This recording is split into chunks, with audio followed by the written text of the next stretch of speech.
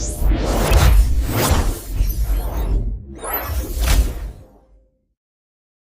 Friends, आज हम लोग पढ़ेंगे components of a vector in 2 dimensions के बारे में। ठीक है, अब देखिए फ्रेंड्स, जैसे मैंने आपको पहले भी बताया था प्रीवियस लेक्चर में कि जो आपकी पॉजिटिव एक्स एक्सेस होती है उसको मैं आई भी मान सकता हूँ वेक्टर अलजेब्रा में।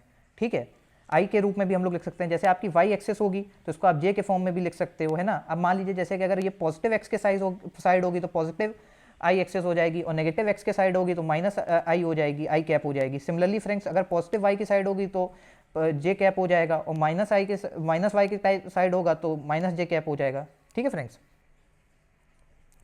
अब फ्रेंड्स मान लीजिए आपको एक वेक्टर वी गिवन है जो आपकी आई एक्सिस के साथ थीटा बना रहा है। ठीक है, अब मैं आपसे ये बोलूं कि आप मुझे ये बताओ कि इसका जो आई के अलोंग कंपोनेंट कितना होगा, ठीक है, और इसका जे के अलोंग कंपोनेंट कितना होगा, तो ये आप कैसे निकालोगे। तो फ्रेंड्स इसका बहुत सिंपल तरीका होता है। जैसे मान लीजिए वेक्टर वी आपको ही गिवन है, ठीक है, तो आप वेक्टर वी का मैग्नीट्यूड ले लो। ठीक है, आपने इस वेक्टर का मैग्नीट्यूड ले लिया।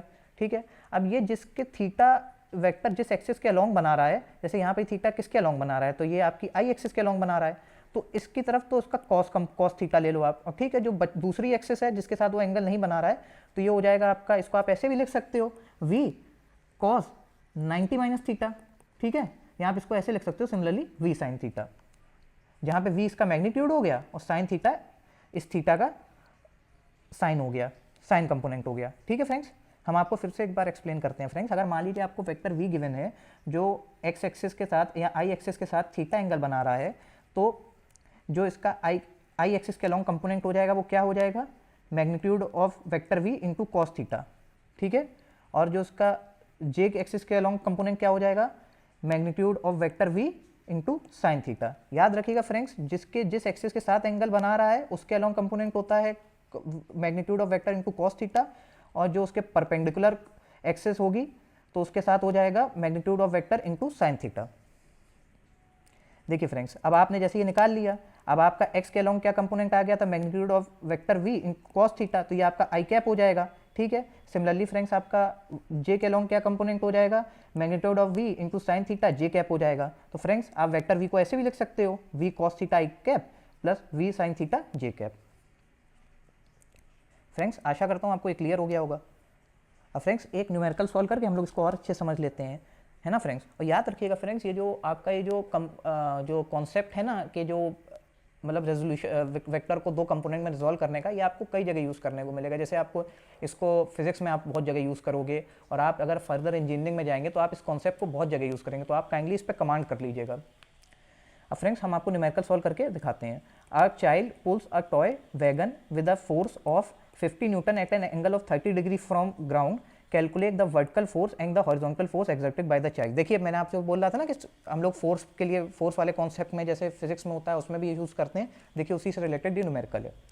तो फ्रेंड्स देखिए यहाँ पे क्या लिखा हुआ है कि एक बच्चा है जो 50 न्यूटन का फोर्स लगा रहा है at an angle of 30 degree with ground. ठीक है, देखिए बच्चा 50 न्यूटन का फोर्स लगा रहा है at an angle of 30 degree ground. अब उसने बोला है कि आप हमको हॉरिजॉन्टल फोर्स बता दो और आप हमको वर्टिकल फोर्स बता दो। ठीक है, तो मैंने आपको बताया जिस एक्सिस के अलोंग होता है उसके साथ उसका कॉस्ट मतलब उसका मैग्नीट्यूड तो वेक्टर का यही हो जाएगा 50, और किस एक्सिस के अलोंग है, तो ये आपकी इस एक्सिस के अलोंग है, मतलब आई ग्राउंड एक्सिस के अलोंग है, हॉरिजॉन्टल एक्सिस के। ठीक है, तो इसके अलोंग क्या कंपोनेंट हो जाएगा, 50 cos 30। ठीक है फ्रेंड्स, अब इसके परपेंडिकुलर एक्सिस के अलोंग क्या हो जाएगा, तो 50 इसका मैग्नीट्यूड वेक्टर का इंटू साइन थीटा, तो 50 इंटू साइन 30।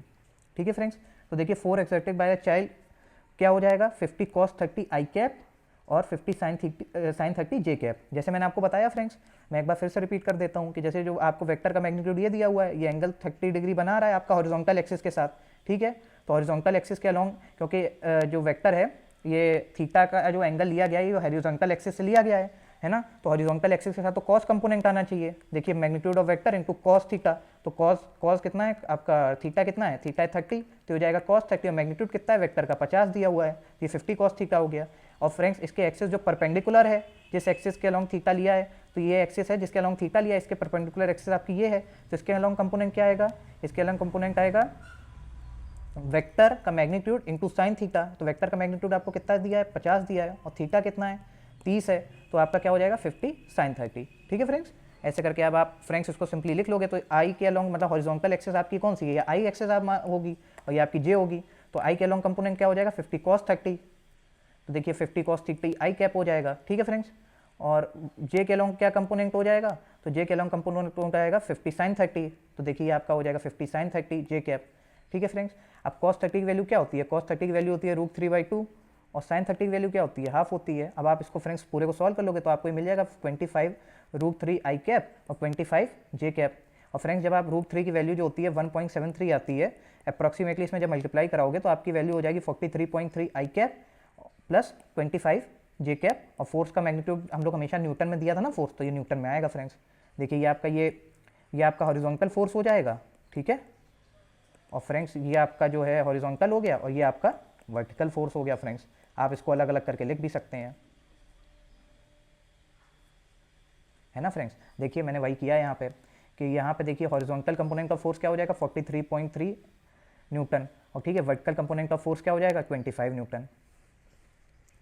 तो फ्रेंड्स इस वीडियो में इतना ही। अगर आपको हमारा वीडियो हेल्पफुल लगा हो तो इस वीडियो को लाइक करें, इसे अपने फ्रेंड्स के साथ शेयर करें और हमारे चैनल को सब्सक्राइब करें। Thank you friends.